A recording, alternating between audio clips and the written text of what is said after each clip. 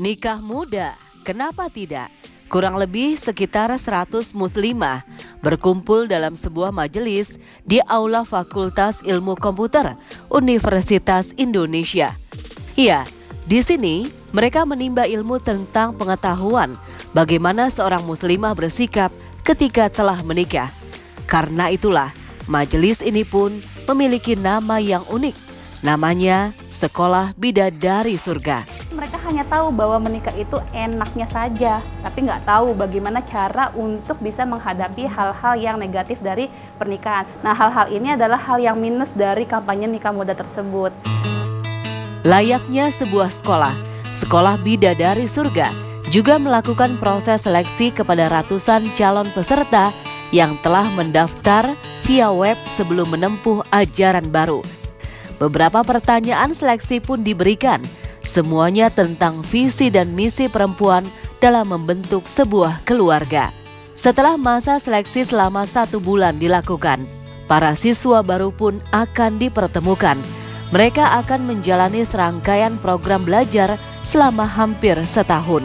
Sejak lahir 2 tahun lalu, Sekolah Bidadari Surga mengalami ledakan jumlah peserta. Pada angkatan sebelumnya, kurang lebih 50 peserta mengikuti pendidikan pranikah dan 30 diantaranya dinyatakan lulus. Pendidikan pranikah dianggap penting bagi para peserta, mengingat peran sebagai ibu sangatlah kompleks dalam sebuah rumah tangga. Secara gak sadar ya, perempuan itu lebih antusias untuk mengikuti sekolah pranikah. Sempat sharing juga dengan salah satu teman Ikhwan, sempat nanya juga kenapa Ikhwan gak banyak bikin sekolah seperti ini.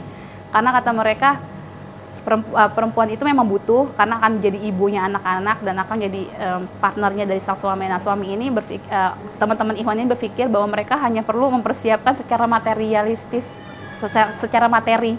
Apa yang mereka siapkan untuk pernikahan itu hanya materi. Dengan mendapat bimbingan di Sekolah Bidadari Surga, diharapkan para muslimah yang menikah muda dapat langgeng menjalani pernikahan mereka sesuai dengan syariat agama. Luar biasa sekali, tayangan sangat menarik sekali, artinya bagaimanakah kita mempersiapkan bidadari-bidadari di rumah tangga. Nah, Ustazah, apa yang bisa kita petik pelajaran dari apa yang kita saksikan tadi? Ya, Masya Allah, saya lihat di sini bagaimana jadi teringat ya bagaimana Rasulullah SAW memberi perhatian khusus kepada Siti Aisyah radhiyallahu anha, di mana di usia yang muda ya beliau mendapat banyak pelajaran dan perhatian khusus dari Rasulullah sampai beliau termasuk di antara 4 yang tertinggi yang meriwayatkan hadis dari Rasulullah SAW. Dan juga ada Siti Aisyah, ada Ummu Salamah yang juga yang banyak meriwayatkan hadis-hadis Rasulullah. Itu menunjukkan apa? Menunjukkan bahwa peran seorang perempuan itu penting dalam khususnya dalam rumah tangga. Dan begitu juga sikapnya Rasulullah dalam khususnya dalam memberi perhatian khusus kepada Siti Aisyah dan Ummu Salamah, karena banyak hadis-hadis yang kalau kita lihat bagaimana Rasulullah di rumah seperti apa, sahabat nggak tahu. Yang menceritakan itu siapa? Adalah istri-istri Nabi. Jadi dari sini Masya Allah saya kagum sekali dengan adanya pesantren seperti itu, karena ya wawasan kita nggak boleh hanya setengah-setengah, apalagi sekarang kita banyak media, kita harus menjadi wanita atau perempuan itu ibu rumah tangga yang canggih, yang karena tantangan kita bukan seperti dulu lagi. Ya, bagaimana kita membekali anak-anak kita dalam ilmu, khususnya ilmu agama, ya, bagaimana mengajarkan sholat, bagaimana mengajarkan mereka berpuasa. Banyak juga yang yang menurut saya agak miris, yaitu anak-anak nggak diajarkan kapan mereka balik, tanda-tandanya, isyaratnya. Jadi mereka ya lalai dalam itu. Jadi saya sangat senang sekali ada pesantren seperti ini. Mudah-mudahan masih banyak lagi hal-hal yang baik bisa yang diambil dari hal tersebut. Habibana, kalau kita perhatikan memang pendidikan pranikah sangatlah penting, apalagi pendidikan agama sebelum kita menikah. Tetapi ternyata dalam perjalanan kehidupan ini adalah sesuatu yang real. Life is real. Begitu banyak ujian yang akhirnya naudzubillah ada beberapa keputusan-keputusan dan mereka harus berpisah di tengah jalan. Habib, bagaimana mengkondisikan agar kita istiqomah dalam apa yang telah kita pelajari dalam pendidikan pranikah tadi, Habibana? Ya, seorang laki-laki biasanya kalau dia berpikir secara imani, ketika dia akan meminang seorang wanita, yang terfikirkan oleh dia adalah saya akan menikahi wanita yang bakal menjadi ibu bagi anak-anak saya. ibu itu al-ummu madrasatul ula. Ibu itu ada madrasah yang paling pertama kali. Yang kalau kita mempersiapkan dengan sebaik-baiknya, ibaratnya kita telah mempersiapkan generasi yang unggul pada masa-masa mendatang. Kita perhatikan salah satu contoh bagaimana kegigihan dan pertahanan yang kokoh akidahnya Ummu Salamah, ibunda daripada Anas bin Malik, ketika dilamar oleh Abu Talha, yang waktu itu Abu Talha belum memeluk agama Islam. Abu Talha mengirim utusan membawa segala macam bentuk hadiah kepada Ummu Salamah sampai 3 kali. Tapi ditolak dengan halus oleh Ummu Salamah. Ummu Salamah mengatakan, aku tidak butuh hadiah yang banyak ini. Yang aku butuhkan syahadatnya Abu Talha.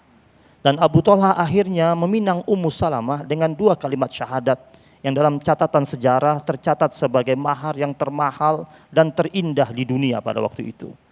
Karena Abu Talha meminang Ummu Salamah dengan 2 kalimat syahadat. Tapi apa yang Allah berikan kalau orang wanita ini mempertahankan akidahnya ini? Ummu Salamah di kemudian hari punya anak.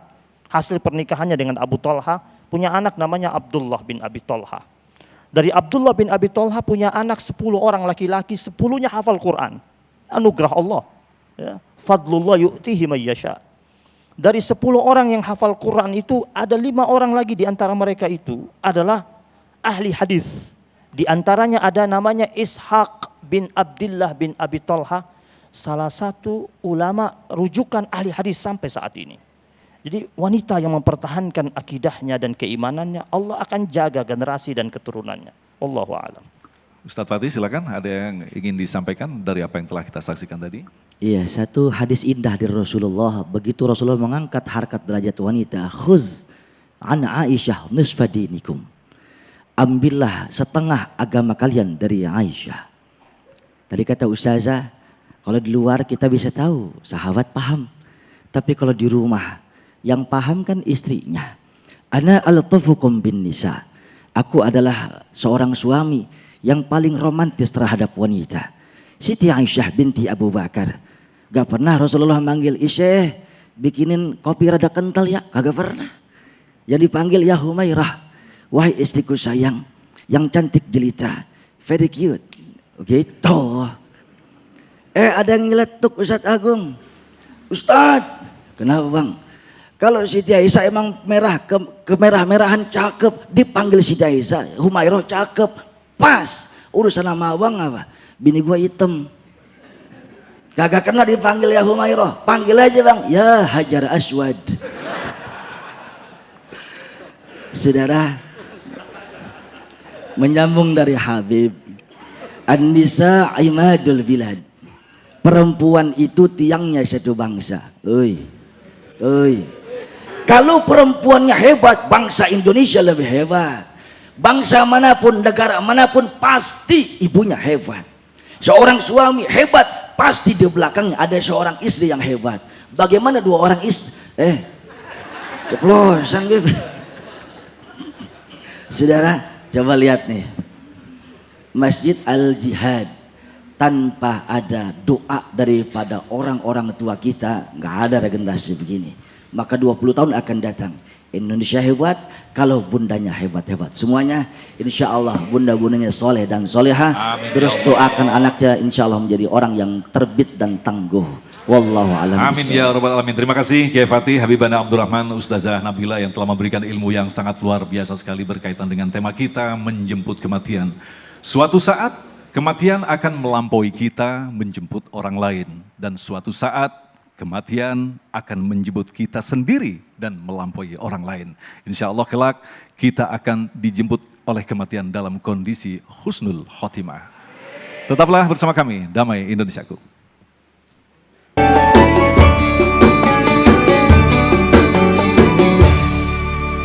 Ya, terima kasih pemirsa masih bersama kami di Damai Indonesiaku, dan mudah-mudahan tausiah yang disampaikan oleh para guru-guru kita menambah keimanan kita sehingga kita dapat berbuat baik, menambah keimanan kepada Allah Subhanahu wa taala. Dan tidak terasa kita sudah di penghujung acara. Akhir kata saya Sabrina Raisa dan Agung Izulak serta pendukung acara ini Sarung Wadimor, tentu Sarung kita mengucapkan terima kasih atas perhatian Anda. Wassalamualaikum warahmatullahi wabarakatuh.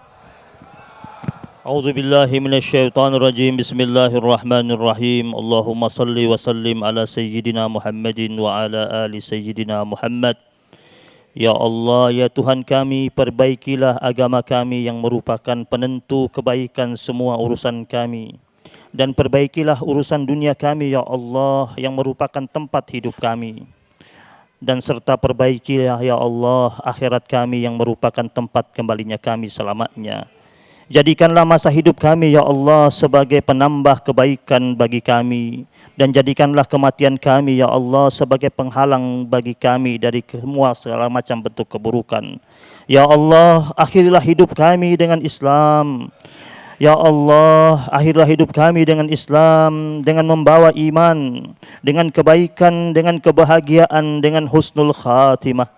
Ya Allah, perbaguslah segala macam urusan kami, ya Rabbal Alamin. Wa sallallahu ala nabiyyina Muhammadin nabiyil ummi wa ala alihi wa sahbihi wa baraka wa sallam. Alhamdulillahi Rabbil Alamin.